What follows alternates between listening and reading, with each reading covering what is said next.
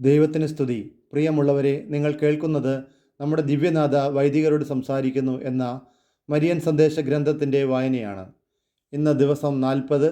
ഈ സന്ദേശങ്ങൾ പരിശുദ്ധ അമ്മ ഫാദർ സ്റ്റെഫാനോ ഗോബി എന്ന വൈദികന് നൽകിയവയാണ്. അന്ത്യകാലഘട്ടത്തിലേക്ക് നമ്മെ ഒരുക്കുന്നതിനായി അമ്മ നൽകിയ ഈ സന്ദേശങ്ങൾ വൈദികർക്കെന്നതുപോലെ തന്നെ മറ്റെല്ലാവർക്കും ബാധകമാണ്. പരിശുദ്ധ അമ്മയുടെ ഈ സന്ദേശങ്ങൾ നിങ്ങൾക്ക് തുടർന്ന് ലഭിക്കണമെങ്കിൽ ദയവായി ഈ പേജ് സബ്സ്ക്രൈബ് ചെയ്യുക. അമ്മയുടെ ഈ സന്ദേശങ്ങളെ ഷെയർ ചെയ്ത് നമുക്കും സുവിശേഷവൽക്കരണ ദൗത്യത്തിൽ പങ്കാളികളാകാം. നിങ്ങളുടെ നിർദ്ദേശങ്ങളും വിലയേറിയ അഭിപ്രായങ്ങളും ദയവായി കമൻറ്റ് ചെയ്യുക. ഞാൻ നിങ്ങൾക്ക് വേണ്ടി പ്രാർത്ഥിക്കുന്നു. നമുക്ക് വായനയിലേക്ക് പ്രവേശിക്കാം. ഡേ 40, ഫെബ്രുവരി 11, 1979. ലൂർദ് ദർശനത്തിൻ്റെ വാർഷികം. 170. മൂന്നാമത്തെ ചിഹ്നം ഭിന്നത. ഞാനാണ് നിങ്ങളുടെ അമലോത്ഭവ മാതാവ്. ഭൂമിയിൽ മസാബിയായിലെ ഒരു സാധാരണ ഗ്രോട്ടോയിൽ ഞാൻ പ്രത്യക്ഷപ്പെട്ടത് ഈ വിഷമഘട്ടത്തിൽ നിങ്ങൾ മുന്നേറേണ്ട മാർഗം നിങ്ങൾക്ക് ചൂണ്ടിക്കാണിക്കാനാണ്. എൻ്റെ മാർഗം ശുദ്ധതയുടെയും പ്രസാദവരത്തിൻ്റെയും പ്രാർത്ഥനയുടെയും പ്രായശ്ചിത്തത്തിൻ്റെയും മാർഗമാണ്.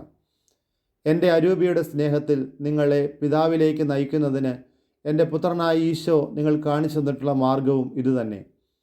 അവിടുന്ന് തൻ്റെ ദൈവിക സ്വഭാവം നിങ്ങളുമായി പങ്കുവെച്ചുകൊണ്ട് ദൈവത്തെ പിതാവേ എന്ന് വിളിക്കാൻ നിങ്ങൾക്കിടയാക്കിയ അവിടുത്തെ അരൂപി നിങ്ങളിലുണ്ട്. സ്നേഹത്തിൻ്റെ മാർഗത്തിലൂടെ നടക്കുവിൻ. ജീവിതത്തിൽ നിങ്ങളെ കൂടുതൽ ഐക്യത്തിലേക്ക് നയിക്കുന്ന സ്നേഹത്തിൻ്റെ അരൂപിക്ക് നിങ്ങളുടെ ഉള്ളിൽ സ്ഥലം സജ്ജമാക്കുവിൻ. ഈശോ നിങ്ങളെ സ്നേഹിച്ചതുപോലെ നിങ്ങളും പരസ്പരം സ്നേഹിച്ചാൽ നിങ്ങൾ യഥാർത്ഥത്തിൽ ഐക്യതയുള്ളവരായിത്തീരും. ഐക്യതയാണ് സ്നേഹത്തിൻ്റെ പൂർണ്ണത. അതുകൊണ്ടാണ് യേശു തൻ്റെ സഭ ഒന്നായിരിക്കണമെന്ന് ആഗ്രഹിച്ചത്. ദൈവത്തിന് മനുഷ്യരോടുള്ള സ്നേഹത്തിൻ്റെ കൂദാശയായി തീരാൻ. ഇന്ന് തിരുസഭയ്ക്കുള്ളിലുള്ള പിളർപ്പുകൾ കാണുമ്പോൾ എൻ്റെ വിമല ഹൃദയം ഭയന്ന് വിറയ്ക്കുകയും അപാരമായ ദുഃഖത്തിൽ ആണ്ടുപോകുകയും ചെയ്യുന്നു. സഭയ്ക്കുള്ളിൽ കടന്നുകൂടിയിരിക്കുന്ന ഈ പിളർപ്പ് അവളുടെ വേദനാകരമായ വിശുദ്ധീകരണത്തിൻ്റെ അന്ത്യനിമിഷത്തിലേക്ക് അവൾക്ക് എത്തിയിരിക്കുന്നു എന്നതിൻ്റെ മൂന്നാമത്തെ അടയാളമായി ഉറപ്പായി സൂചിപ്പിക്കുന്നു. നൂറ്റാണ്ടുകളിലൂടെ കടന്നുപോയപ്പോൾ സഭ പല പ്രാവശ്യം ഭിന്നതകളാൽ പിളർക്കപ്പെടുകയും അത് എൻ്റെ മക്കൾ അനേകവരെ അവളിൽ നിന്ന് സ്വയം വേർപെടുന്നതിന് ഇടയാക്കുകയും ചെയ്തു. എന്നിട്ടും അവളുടെ ആന്തരിക ഐക്യമെന്ന സവിശേഷ ആഗ്രഹം ഞാൻ ഈശോയിൽ നിന്ന് നേടിയിട്ടുണ്ട്. എന്നാൽ ഇക്കാലത്ത് എൻ്റെ ശത്രു സഭയുടെ ഈ ദിവ്യ ഐക്യത്തിൻ്റെ കാന്തിയെ പോലും അവൻ്റെ പുക കൊണ്ട് അന്ധകാരമയമാക്കുന്നതിൽ വിജയിച്ചിരിക്കുന്നു. ഈ ആന്തരിക ഭിന്നത സത്യത്തെ താങ്ങി നിർത്തുന്നതിലും പ്രോത്സാഹിപ്പിക്കുന്നതിനുമുള്ള പരിശ്രമത്തിൽ പലപ്പോഴും പരസ്പരം എതിരിടുന്ന വിശ്വാസികളുടെ ഇടയിൽ പോലും ദൃശ്യമാകുന്നു. അങ്ങനെ അവർ പോലും സത്യത്തെ ഒറ്റിക്കൊടുക്കുന്നു. എന്തെന്നാൽ എൻ്റെ പുത്രൻ്റെ സുവിശേഷം വിഭജിക്കപ്പെടാൻ പാടില്ലാത്തതാകുന്നു. ഈ ആന്തരിക ഭിന്നത ചിലപ്പോൾ വൈദികർക്കെതിരായും മെത്രാന്മാർക്കെതിരായും കർദിനാളന്മാർക്കെതിരായും നിലകൊള്ളുവാൻ ഇടയാക്കുന്നു. എന്തെന്നാൽ ഇക്കാലത്തെ പോലെ മറ്റൊരിക്കലും സാത്താൻ അവരുടെ ഇടയിലേക്ക് കടന്നുകൂടി വിലപ്പെട്ട അവരുടെ പരസ്പര സ്നേഹത്തിൻ്റെ കെട്ടുറപ്പ് തകർക്കുന്നതിൽ വിജയിച്ചിട്ടില്ല. ഞാൻ എൻ്റെ പ്രത്യേകമായ വിധത്തിൽ സ്നേഹിക്കുകയും പഠിപ്പിക്കുകയും ചെയ്യുന്ന ഒരു മകനും ക്രിസ്തുവിൻ്റെ വികാരിയുമായ മാർപ്പാപ്പയെ പോലും പരിത്യജിക്കുവാനുള്ള പ്രവണതയിൽ ഈ ആന്തരിക ഭിന്നത സ്പഷ്ടമാക്കുന്നുണ്ട്.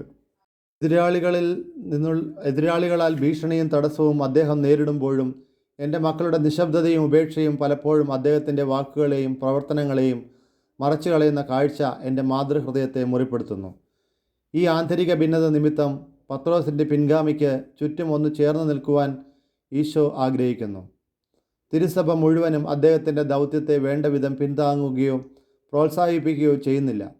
ചില വൈദികർ പോലും അദ്ദേഹത്തിൻ്റെ വിശ്വസനീയമായ വാക്കുകളാലും പ്രബോധനങ്ങളാലും നയിക്കപ്പെടുവാൻ വിസമ്മതിക്കുന്നത് കാണുമ്പോൾ എൻ്റെ മാതൃഹൃദയം ദുഃഖത്തിൽ ആണ്ടുപോകുന്നു. മാർപ്പാപ്പയിൽ നിന്ന് വിഘടിച്ചു നിൽക്കുന്നതിനുള്ള ആദ്യത്തെ മാർഗം തുറന്ന എതിർപ്പാണ്. എന്നാൽ അതിനേക്കാൾ കൗശലപൂർണവും അപകടകരവുമായ മറ്റൊരു മാർഗം കൂടിയുണ്ട്. മാർപ്പാപ്പയോടുള്ള തൻ്റെ യോജിപ്പ് ബാഹ്യമായി പ്രഖ്യാപിക്കുകയും എന്നാൽ മാനസികമായി അദ്ദേഹത്തോട് വിയോജിക്കുകയും അദ്ദേഹത്തിൻ്റെ പഠനങ്ങളെ നിഷ്പ്രഭമാക്കി പ്രയോഗത്തിൽ അദ്ദേഹത്തിൻ്റെ പ്രബോധനങ്ങൾക്കെതിരായി പ്രവർത്തിക്കുകയുമാണ് ആ മാർഗം. എൻ്റെ ഈശോയുടെ ഭൗതിക ശരീരമേ, കാൽവരിയിലേക്കുള്ള നിൻ്റെ വേദനാനിർഭരമായ യാത്രയിൽ നീ 11ാം സ്ഥലത്ത് എത്തിയിരിക്കുന്നു. അവിടെ നിൻ്റെ ശരീരത്തിൻ്റെ അംഗങ്ങൾ ഞെരിഞ്ഞു തകർന്നു വീണ്ടും കുരിശിൽ തറയ്ക്കപ്പെടുന്നതായി കാണുന്നു. എൻ്റെ അമലോത്ഭവ ഹൃദയത്തിൻ്റെ പ്രേക്ഷിതരായ എൻ്റെ മക്കളെ, നിങ്ങൾ എന്താണ് ചെയ്യേണ്ടത്? നിങ്ങൾ സഭയുടെ ആന്തരിക ഐക്യത്തിനു വേണ്ടി സ്വയം മരിക്കാൻ പോലും സന്നദ്ധതയുള്ള മണ്ണിലുള്ള വിത്തുകളെ പോലെ ആയിരിക്കണം. അതുകൊണ്ട് മാർപ്പാപ്പയോടും അദ്ദേഹത്തോട് ചേർന്ന് നിൽക്കുന്ന തിരുസഭയോടുമുള്ള മഹത്തായ സ്നേഹത്തിലേക്കും വിശ്വസ്തതയിലേക്കും ഞാൻ നിങ്ങളെ അനുദിനം നയിക്കുന്നു. അതിനാൽ എൻ്റെ മാതൃഹൃദയത്തിൻ്റെ ഉത്കണ്ഠയിൽ പങ്കുചേരാൻ ഞാൻ നിങ്ങളെ അനുവദിക്കുകയും വീരോചിതമായ വിശുദ്ധിയിൽ നിങ്ങളെ രൂപപ്പെടുത്തുകയും എന്നോടൊപ്പം കാൽവരി മല മുകളിലേക്ക് നയിക്കുകയും ചെയ്യുന്നു. നിങ്ങളിൽ കൂടെയും വേദനാജനകമായ ഞെരുക്കത്തിൻ്റെ ദിനങ്ങൾ അതിജീവിച്ച് സഭയിലൂടെ വീണ്ടെടുക്കപ്പെട്ട ഐക്യതയുടെ പ്രഭാപൂരം ലോകത്തിന് വെളിപ്പെടുത്താൻ എനിക്ക് കഴിയും. മാർച്ച് 3, 1979. 171. 4-ാമത്തെ അടയാളം മർദ്ദനം. നിങ്ങളെല്ലാവരും എൻ്റെ വിമല ഹൃദയമാകുന്ന സങ്കേതത്തിൽ വസിക്കുക. അവിടെ നിങ്ങൾ സമാധാനവും ആന്തരിക പ്രശാന്തിയും കണ്ടെത്തും. പ്രിയസുതരെ, തിരുസഭയുടെയും ലോകത്തിൻ്റെയും ശുദ്ധീകരണാർത്ഥം ഉണ്ടാകുമെന്ന് ഞാൻ ഫാത്തിമയിൽ വെച്ച് മുൻകൂട്ടി പറഞ്ഞിരുന്ന കൊടുങ്കാറ്റ് ഇപ്പോൾ താണ്ഡവം നടത്തുകയാണ്. ഇത് പിതാവിൻ്റെ കാരുണ്യത്തിൻ്റെ സമയമാണ്. അത് സുതൻ്റെ ദിവ്യഹൃദയത്തിൻ്റെ സ്നേഹത്തിലൂടെ ഓരോരുത്തരുടെയും കഷ്ടത പാരമ്യത്യതിൽ എത്തി നിൽക്കുന്ന സമയത്ത് വെളിപ്പെടുത്തുന്നതാണ്. തിരുസഭയുടെ വേദനാപൂർണമായ ശുദ്ധീകരണം അതിൻ്റെ അന്ത്യത്തിൽ എത്തിയിരിക്കുന്നുവെന്ന് നിങ്ങൾക്ക് കാണിച്ചു തരുന്ന 4-ാമത്തെ അടയാളം സഭയുടെ നേർക്ക് നടക്കുന്ന മതപീഡനമാണ്. വാസ്തവത്തിൽ സഭ പല വിധത്തിലും പീഡനമേറ്റുകൊണ്ടിരിക്കുന്നു. ലോകത്തിൽ അവളുടെ യാത്ര തുടരുകയും എല്ലാവർക്കും രക്ഷയുടെ മാർഗം കാണിച്ചു കൊടുക്കുകയും ചെയ്യുന്ന സഭ ലോകത്തിൻ്റെ പീഡനമേറ്റുകൊണ്ടിരിക്കുന്നു. ദൈവത്തെ കൂടാതെ ജീവിക്കുവാനായി മനുഷ്യരാശിയെ പ്രേരിപ്പിച്ചു കൊണ്ടിരിക്കുന്നവർ ദൈവത്തിനെതിരായി കരുതിക്കൂട്ടി അണിനിരക്കുന്നു. ഇവരത്രേ ദൈവത്തിൻ്റെ യഥാർത്ഥ ശത്രുക്കൾ. തിരുസഭയെ അധികം പീഡിപ്പിക്കുന്നവർ ഇവരാണ്. ചിലപ്പോൾ തുറന്ന അക്രമത്തിലൂടെ അവൾ പീഡിപ്പിക്കപ്പെടുന്നു. അവളുടെ സർവ്വവും അവർ തട്ടിക്കൊണ്ടുപോകുന്നു. അവൾ യേശുവിൻ്റെ സുവിശേഷം പ്രസംഗിക്കാൻ അവർ സമ്മതിക്കുന്നില്ല. ഇക്കാലത്ത് തിരുസഭ പലപ്പോഴും കൂടുതൽ രൂക്ഷമായ ഒരു പരീക്ഷണത്തിന് വിധേയമാക്കപ്പെടുന്നു. അവൾ വളരെ വക്രവും ഗോപ്യവുമായ രീതിയിൽ പീഡിപ്പിക്കപ്പെടുന്നു. അവൾക്ക് ജീവിക്കുന്നതിനാവശ്യമായ ജീവവായു അഥവാ ഓക്സിജൻ അല്പാൽപമായി പിൻവലിക്കുന്നു. അനന്തരം അവളെ ലോകത്തിൻ്റെ അരൂപിയുമായി ഒത്തുതീർപ്പുണ്ടാക്കുന്നതിന് ശ്രമം നടക്കുന്നു. തൽഫലമായി ലോകാരൂപി അവളിൽ പ്രവേശിക്കുന്നു. അത് അവളിൽ വ്യാപിക്കുകയും അവളുടെ ജീവശക്തിയെ മരവിപ്പിക്കുകയും ചെയ്യുന്നു. സഹവർത്തിത്വം എന്ന പേരിൽ അവർ നടത്തുന്നത് നിഗൂഢമായ പീഡനമാണ്. ബാഹ്യമായി അവളോട് കാണിക്കുന്ന ആദരവ് അവളെ പീഡിപ്പിക്കുന്നതിനുള്ള ഏറ്റവും സുനിശ്ചിതമായ ഒരു മാർഗമായിട്ടുണ്ട്. അവളുടെ നിലവിളി കേൾപ്പിക്കാതെ രക്തം ചിന്താതെ അവളെ കൊല്ലുന്നതിനുള്ള നൂതന മാർഗം അവർ കണ്ടുപിടിച്ചിട്ടുണ്ട്. സഭ അതിൻ്റെ ഉള്ളിൽ നിന്നും പീഡിപ്പിക്കപ്പെടുന്നു. ഈ പീഡനം അവളുടെ ശത്രുവുമായി അനുരഞ്ജനത്തിൽ ഏർപ്പെട്ട അവളുടെ സ്വന്തം മക്കളുടെ കരങ്ങളാലാണ്. അവളുടെ അജപാലകരിൽ ചിലരെ പോലും പ്രലോഭിപ്പിക്കുന്നതിൽ ശത്രു വിജയിച്ചിട്ടുണ്ട്. അവരിൽ ചിലർ അറിഞ്ഞുകൊണ്ട് തന്നെ എൻ്റെ സഭയെ ആന്തരികമായും നിഗൂഢമായും പീഡിപ്പിക്കുന്ന പദ്ധതിയോട് ചേർന്ന് പ്രവർത്തിക്കുന്നു.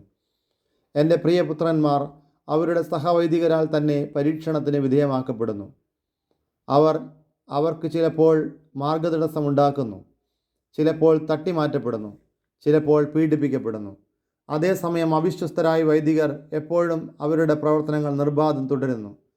എൻ്റെ പുത്രൻ യേശു സഹിച്ച അതിദീർഘമായ പീഡനം എൻ്റെ പ്രിയപുത്രരായ നിങ്ങളെയും കാത്തിരിക്കുന്നു. ഗെത്സമനിയിലെ മണിക്കൂറുകൾ, പരിത്യജിക്കപ്പെട്ട, ഒറ്റിക്കൊടുക്കപ്പെട്ട, സ്വന്തം ആളുകളാൽ തള്ളിപ്പറയപ്പെട്ട ആന്തരിക വേദനയുടെ മണിക്കൂറുകൾ നിങ്ങളെയും കാത്തിരിക്കുന്നു. ഗുരു നടന്നുപോയ വഴി ഇതാണെങ്കിൽ നിങ്ങളും പോകേണ്ട വഴി ഇതുതന്നെ. സഭ മുഴുവൻ്റെയും ശുദ്ധീകരണം കൂടുതൽ വേദനാജനകമാകുമ്പോൾ ഗുരുവിൻ്റെ വിശ്വസ്തരായ ശിഷ്യരും ഈ വഴിയിലൂടെ വേണം നടക്കുവാൻ. പ്രിയപുത്രന്മാരെ, എൻ്റെ വിമല ഹൃദയത്തിൻ്റെ അപ്പസ്തോലന്മാരെ, നിങ്ങൾ ഭയപ്പെടേണ്ട, ധൈര്യമായിരിക്കും. സഭയെ പൂർണ്ണമായി നവീകരിക്കുവാൻ ഈ ആന്തരിക പീഡനം പോലെ മറ്റൊരു പരീക്ഷണവും ഉപകരിക്കുകയില്ല. വാസ്തവത്തിൽ ഈ പീഡനം കഴിഞ്ഞ് അവൾ കൂടുതൽ നിർമ്മലയും കൂടുതൽ വിനീതയും കൂടുതൽ പ്രബുദ്ധയും ശക്തയുമായി പുറത്തുവരും. ശുദ്ധീകരണത്തിൻ്റെ അന്തിമ നിമിഷം അടുത്തു വരുംതോറും നിങ്ങൾ അധികം സഹിക്കാൻ സന്നദ്ധരായിരിക്കണം. അപ്പോൾ നിങ്ങൾക്ക് സുരക്ഷിതമായ ഒരു സങ്കേതസ്ഥാനം തയ്യാറാക്കാൻ ഞാൻ ആഗ്രഹിച്ചു. സമീപസ്ഥയായ നിങ്ങളുടെ സ്വർഗീയ മാതാവിൻ്റെ സാന്നിധ്യത്തെക്കുറിച്ച് കൂടുതൽ ബോധവാന്മാരാകുമ്പോൾ നിങ്ങൾ എൻ്റെ വിമല ഹൃദയത്തിൽ വിമല ഹൃദയത്തിൽ ആശ്വസിപ്പിക്കപ്പെടുകയും ധീരത എന്ന പുണ്യത്തിൽ നിങ്ങൾ വളരുകയും ചെയ്യും. കുരിശിൻ ചുവട്ടിൽ വെച്ച് യേശുക്രിസ്തുവിൻ്റെ സഹനങ്ങൾ അവൾ ആത്മന ശേഖരിച്ചതുപോലെ നിങ്ങളുടെ സഹനങ്ങളും അവൾ ശേഖരിക്കും. എന്തെന്നാൽ സഹരക്ഷക എന്ന അവളുടെ മാതൃകർത്തവ്യം സഭയ്ക്ക് വേണ്ടി ഒരിക്കൽ കൂടി അവൾ നിർവഹിക്കുകയും വഴിതെറ്റിപ്പോയ എല്ലാ മക്കളെയും പിതാവിൻ്റെ പക്കലേക്ക് മടക്കി കൊണ്ടുവരികയും ചെയ്യണം. പ്രിയമുള്ളവരെ, ഇന്നത്തെ ഈ വായന അവസാനിക്കുമ്പോൾ ഞാൻ ദൈവത്തിന് നന്ദി പറയുന്നു.